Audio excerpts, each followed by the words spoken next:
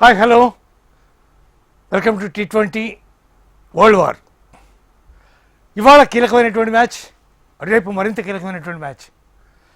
ఇవాళ పాకిస్తాన్ శ్రీలంక రెండు కూడా తలపడుతున్నాయి. Sri Lanka already out of the tournament. పాకిస్తాన్కి ఎక్కడో చిన్న మిణుకుమనేటటువంటి ఆశ, అది నెరవేరుతుందనే నమ్మకం కూడా లేదు. ఎందుకంటే చాలా భారీ టార్గెట్తో విజయం సాధిస్తే తప్ప పాకిస్తాన్ గెలిచే అవకాశం లేదు. శ్రీలంక మీద అట్లా గెలవాలి, నెంబర్ 1. నెంబర్ 2, వర్షం పడే అవకాశం ఉంది. అక్కడ వర్షం పడి కనుక 0 పాయింట్ వస్తే పాకిస్తాన్ టోర్నమెంట్ నుంచి నిష్క్రమిస్తుంది. కాబట్టి వీటన్నిటిని పరిగణలోకి తీసుకుంటే పాకిస్తాన్ సెమీఫైనల్కి చేరే అవకాశాలు చాలా తక్కువ ఉంటాయి. మరోవైపు రేపు భారత్కి చావో రేవో మ్యాచ్. భారత్ వెస్టిండీస్ ఇద్దరికి. వెస్టిండీస్ చాలా అద్భుతంగా ఆడింది కింద గ్రూప్ లెవెల్లో. తర్వాత తన యొక్క ధాటిని కొనసాగించింది. కానీ దురదృష్టవశాత్తు సౌత్ ఆఫ్రికా చేతిలో ఓడిపోవడంతో వెస్టిండీస్ కూడా భారత్తో సమానంగా 0 మ్యాచ్ గెలిచి రేపు తుది సమరానికి సిద్ధమవుతున్నారు. ఈ రెండు ప్రధానమైనటువంటి ఇష్యూస్. వీటి గురించి మనతో మాట్లాడడానికి ప్రముఖ cricket analyst, coach, administrator, player Manjula Kishore మనతో ఉన్నారు. ఆవిడతో మాట్లాడి ముందుగా పాకిస్తాన్ శ్రీలంక మ్యాచ్ ఎలా ఉండబోతుందో తెలుసుకునే ప్రయత్నం చేద్దాం. మంజుల గారు నమస్తే. నమస్తే అండి శివప్రసాద్ గారు. ఎలా ఉండబోతోంది ఇవాళ మ్యాచ్? ఒకటి జరిగితే మ్యాచ్ వాషౌట్ అవుతుంది అనేటటువంటి మాట వినిపిస్తోంది. ఒకవేళ అదే కాకుండా ఒకవేళ మ్యాచ్ కనుక జరిగితే ఎలా ఉండబోతోంది? అది డూ ఆర్ డై సిచ్యువేషన్ కదా. శ్రీలంక అయితే అవుట్ ఆఫ్ ద రెకనింగ్ అన్నమాట. వాళ్ళకి అసలు ఏ ఛాన్స్ లేదు, అవుట్ ఆఫ్ ద టోర్నమెంట్. ఉంటే కొంచెం హోప్ పాకిస్తాన్ కు ఉంటుంది. మీరు అన్నట్టుగా పాకిస్తాన్ గెలవాలంటే చాలా హ్యూజ్ మార్జిన్ తోటి గెలవాలి వాళ్ళు, to keep up the run rate అన్నమాట. అండ్ ఆల్సో ఏమిటి, వాళ్ళు కూడా మొరేల్ అంత హైగా లేదు, వాళ్ళు కూడా అంత మంచి పర్ఫార్మెన్స్ ఇవ్వలేదు. But when compare to Sri Lanka వాళ్ళు కొంచెం బెటర్గా ఉన్నారు. ఓకే, అంటే ఒకవేళ వర్షం కనుక లేకపోతే పాకిస్తాన్ గెలిచే అవకాశం ఉందా? గెలిచే అవకాశం లేదు, వాళ్ళు గెలవాలి. ఛాన్స్ ఏంటి వాళ్ళకి, ఇంకా they have no other option. గెలిస్తేనే వాళ్ళు, అది కూడా మంచి మార్జిన్ తోటి గెలిస్తేనే వాళ్ళు they can qualify to the semifinal. ఇప్పుడు శ్రీలంక టీం మోరల్ అంత గొప్పగా లేదు. They are organising the tournament along with India. At the same time వాళ్ళు already out of the tournament అయిపోయారు. ఇట్లాంటి పరిస్థితుల్లో ఈ మ్యాచ్ని సీరియస్గా తీసుకుని శ్రీలంక అద్భుతంగా పెర్ఫామ్ చేసే అవకాశం ఉందా, లేదా పాకిస్తాన్ని ఇంతకుముందు జరిగినటువంటి developments tournament before Pakistan Bangladesh వాటికి సంబంధించినటువంటి ఇష్యూస్లో పాకిస్తాన్కి శ్రీలంక మరీ రిక్వెస్ట్ చేసింది, ఆడడానికి ఒప్పించింది. ఆ తర్వాత అక్కడ కనుక బంగ్లాదేశ్ లేదు కాబట్టి బంగ్లాదేశ్ ప్లేస్లో స్కాట్లాండ్ టోర్నమెంట్లోకి వచ్చింది. ఈ సందర్భంగా రకరకాల డెవలప్మెంట్స్ జరిగినాయి. శ్రీలంక క్రికెట్ బోర్డు పాకిస్తాన్కి అప్పీల్ చేసింది ఇండియాతో ఆడమని. ఇవన్నీ జరిగిన నేపథ్యంలో పాకిస్తాన్ ఒకవేళ ఫైనల్కి వెళ్ళడానికి వీలుగా శ్రీలంక ఏమన్నా అంత పెద్ద గొప్ప పర్ఫార్మెన్స్ చేయకుండా ఓడిపోయే అవకాశం ఏమైనా కనిపిస్తోందా? యాక్చువల్లీ ఇంకా ఫర్దర్ మ్యాచెస్ పాకిస్తాన్ గెలిస్తేనే అక్కడ ఉంటాయి ఫర్దర్ మ్యాచెస్, లేకపోతే the entire tournaments will get shifted to India. Pakistan ములాంచి అక్కడ రెస్ట్ ఆఫ్ ద మ్యాచెస్ శ్రీలంకలో ఆడతారు. At the end of the day money making కదండి. Pakistan plays lot of fans are coming from all over world వచ్చి శ్రీలంకలో వాళ్ళకి ఎంత టూరిజం బూమ్ అయింది, ఎంత ఎకానమీ వాళ్ళకి ఐ మీన్ బెనిఫిట్ అయింది. So they will try to do their best. Of course ఏ మ్యాచ్ కూడా, ఏ ప్లేయర్ కూడా వ్యక్తిగతంగా they will not give up a match before the play starts అండి. Everybody will go all out. Sri Lanka also will go all out. కానీ మీరు అన్నట్టుగా వాళ్ళ మొరేల్ చాలా డౌన్ ఉంది. అండ్ వాళ్ళు పర్ఫార్మెన్స్ వైజ్ కూడా అంత కన్సిస్టెంట్ గా లేరండి. మొన్న నిశాంక త్వరగా అవుట్ అవగానే బ్యాటింగ్ అట్లా కొలాప్స్ అయిపోయింది, టోటల్ గా కొలాప్స్ అయిపోయింది. సో వాళ్ళు ఇద్దరు ముగ్గురు మీదనే డిపెండ్ అయ్యి వాళ్ళు, ఎస్పెషలీ బ్యాటింగ్ వాళ్ళది చాలా బ్రిటిల్ బ్యాటింగ్ ఉంది. ఆ విధంగా కంపేర్ చేస్తే పాకిస్తాన్ వాళ్ళు కొంచెం బెటర్ ఉంది batting. But both teams have very good bowling side అండి. వాళ్ళ బౌలింగ్ సైడ్ మొన్న మా ఇద్దరు స్పిన్నర్స్ కూడా చాలా మంచి బౌలర్స్. ఇక్కడ పాకిస్తాన్ దగ్గర షహన్షా అఫ్రిది చాలా బాగా వేస్తున్నాడు కదా pace bowling. So both the teams have good bowling side and they are equally అట్లనే on equal page when it comes to batting. Very inconsistent batting. కానీ ఇప్పుడు మీరు చెప్పినటువంటి రీజన్స్ ప్రకారం అయితే at the end of the day it counts with the money only. So కాబట్టి Sri Lanka co-host already ఇప్పటికే వాడు శ్రీలంక కనుక ఆల్రెడీ బయటకు వెళ్ళిపోయింది. పాకిస్తాన్ కనుక గెలవకపోతే శ్రీలంకలో మ్యాచ్లు ఉండే అవకాశం లేదు. Everything will be shifted to India.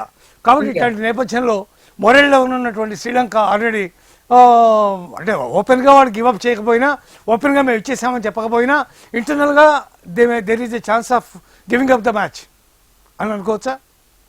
అట్లా అనుకోలేము, బట్ వీ డోంట్ నో. కానీ ఇట్స్ అన్ ఇంటర్నేషనల్ టోర్నమెంట్ అండి. ICC will come into picture.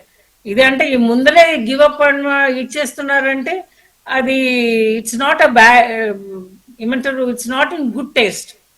మీరు జస్ట్ బికాజ్ మీ కంట్రీకి ఎకానమీ బూమ్ అవ్వాలని, ఆ మ్యాచెస్ అక్కడ ఆడాలని మీరు బిఫోర్ ద మ్యాచ్ గివప్ చేసేస్తే that's not in true sportsmen spirit. ఎప్పుడైతే వాళ్ళు పాకిస్తాన్ ని ఆడమని, వాళ్ళకి పాకిస్తాన్ ఆడితే వాళ్ళ మ్యాచెస్ ఎక్కువ ఉంటాయి కదా శ్రీలంకలో, అంత ప్లీడ్ చేసినప్పుడు they should give a good fight. At the end of the day fans కూడా కొంచెం జెన్యూన్ మ్యాచ్ చూసినట్టు ఉండాలి కదండి. Correct, correct.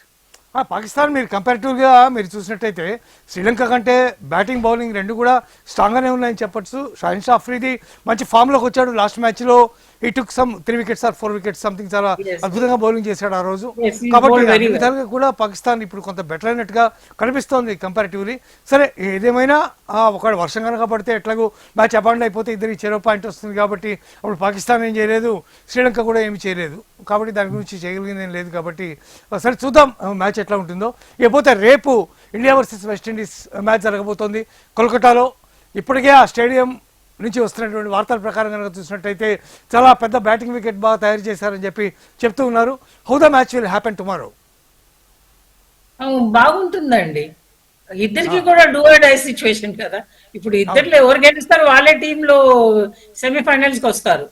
అండ్ మనకి ఇప్పుడు ఏమంటే మనది ఇండియా ఈ స్పీకింగ్ కొంచెం మళ్ళీ నాకౌట్ స్టేజ్ లో ఫస్ట్ మ్యాచ్ సౌత్ ఆఫ్రికా తోటి సెట్ బ్యాక్ ఉండినా కూడా we did a good performance against Zimbabwe. జింబాబ్వేతో మంచిగా ఆడాం మనం. బ్యాటింగ్ క్లిక్ అయింది, మన బౌలింగ్ క్యాచ్లు కొన్ని వదిలారు అనుకుంటా. Fielding is not up to the mark. It's not up to the mark. I mean not at the international stage fielding standards అనిపించలేదు. But slowly they are peaking అనమాట. ఇప్పుడు కాన్ఫిడెన్స్, మన batting కూడా బాగానే ఆడారు మొన్న. కానీ మీకు వెస్టిండీస్ బ్యాట్స్మెన్ ముఖ్యంగా అంటే మొన్న కొలాబ్స్, ఇంగ్లాండ్తో వాళ్ళు కొలాబ్స్ అయిపోయినారు కాబట్టి పోయింది. కానీ ఒకవేళ ఆ మ్యాచ్ కనుక అలా కనుక కాకపోయినట్టయితే హెట్మేయర్ అట్లాగే మిగిలినటువంటి వాడు రూదర్ఫోర్డ్ కానీ లేకపోతే చేజ్ కానీ లేకపోతే వీళ్ళందరూ కనుక మంచి పెర్ఫార్మెన్స్ చేస్తుంటే పరిస్థితి డిఫరెంట్గా ఉండేది. వెస్టిండీస్ ఒక్కసారిగా అంత స్లంప్ ఎట్టా వచ్చిందని మీరు అనుకుంటున్నారు టాప్ ఆర్డర్? వెస్టిండీస్ ఎప్పుడు కూడా అన్ప్రెడిక్టబుల్ సైడ్ అండి. ఇప్పుడే కాదు, ఎప్పుడు కూడా టాప్ గన్ టీం ఉన్నా కూడా వాళ్ళు అన్ప్రెడిక్టబుల్ అనమాట. మంచిగా ఆడతారు, సడన్లీ ఎట్లనో వాళ్ళు కొలాప్స్ అయిపోతారు. సో ఆ సైకి ఉంది, వెస్టిండీస్ సైకి అనమాట.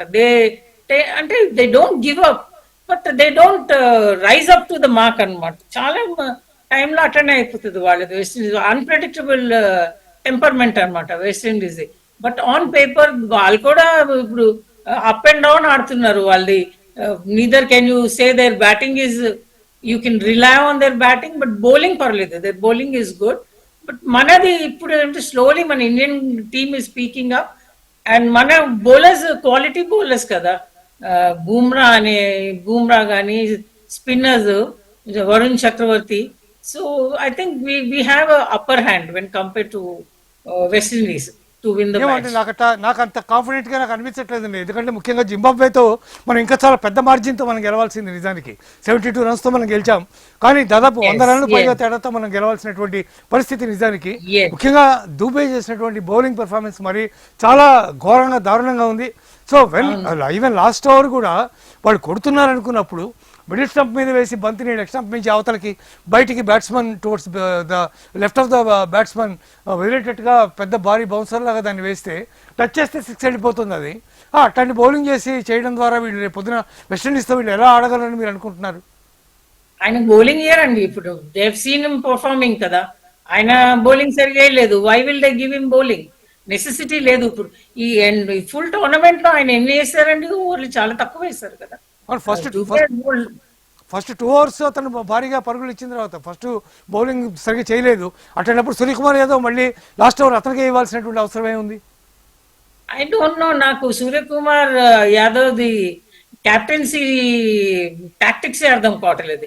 Weather it is Suryakumar Yadav who's taking the call on his own or it is Gautam Gambhir who's sending him the tips, we don't know. అది అది ఇప్పుడు ఇంట్యూటివ్ క్యాప్టెన్సీ అని కూడా ఉంటుంది కదా, like captain will take a call, అక్కడ పరిస్థితి బట్టి ఆయన he will take a call.